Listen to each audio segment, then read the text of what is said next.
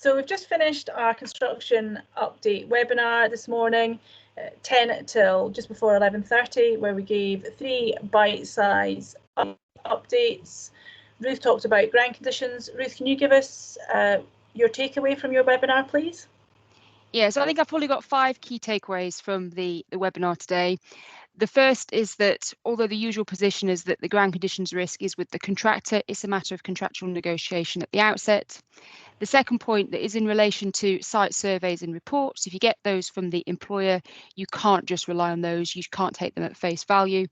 The third thing is that it's vital that you identify, price and manage the risk of ground conditions during the projects. The fourth thing is that don't forget about the technical and commercial documents that are attached to the contract. They still form part of the contract documents, and clauses in there might trump the contract conditions.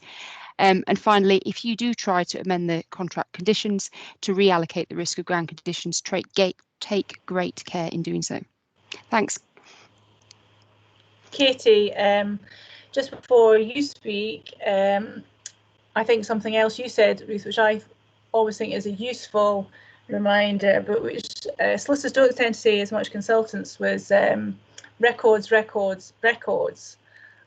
I think is a helpful reminder to anybody who's dealing with any ground conditions issues. Katie, you talked about enforcement of adjudication decisions. You've obviously had recent experience in a reported case of enforcement. Can you give us a takeaway from your webinar, please? Yeah, Hill Dickinson have been successful in a couple of enforcements recently acting for the claimant. For me, I think the main takeaway is for contractors and subcontractors that are worried that litigation and going to enforcement would be a costly process and time pressured. I think they can take some comfort from the fact that if they have a valid adjudication decision, the courts are actively encouraging enforcement to be done quickly and acknowledging cash flow for contractors and subcontractors. So it's something that the court are really keen to push forward and allow for that cash flow for projects to continue, and for contractors and subcontractors to get that money in the bank. I think it's a good point, and I did ask at the end of our webinars, I asked those attending to drop us their comments as to whether or not they were seeing a lot more issues in relation to getting adjudication decisions paid, and whether or not those who are in the consultancy side were seeing a lot more enforcement activity.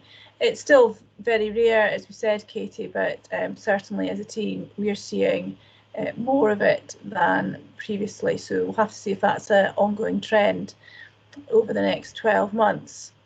So for my own webinar, I did a construction update on adjudication and payment, as I always do, very predictably.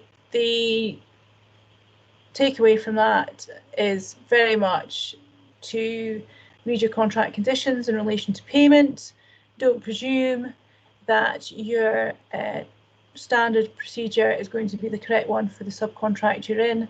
If you wish to get the benefit of the payment mechanism and the cash flow around it, and that I think is going to be particularly important over the next 12 months as we enter a period of the new normal, and we'll see how that impacts on the construction industry. The other point was very much around the importance of having a written contract at all, which is always helpful if we're going to have any terms where it's a residential private contract where the Act and scheme is not applied.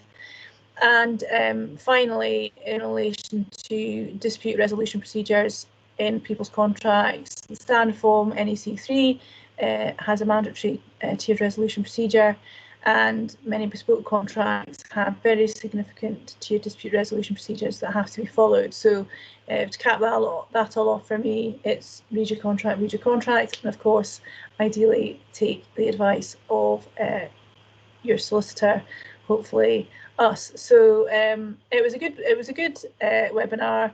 I enjoyed it, and hopefully you did, and the listeners did too, and that they'll pick it up on our YouTube channel. So thanks very much to both of you for your input. It was great.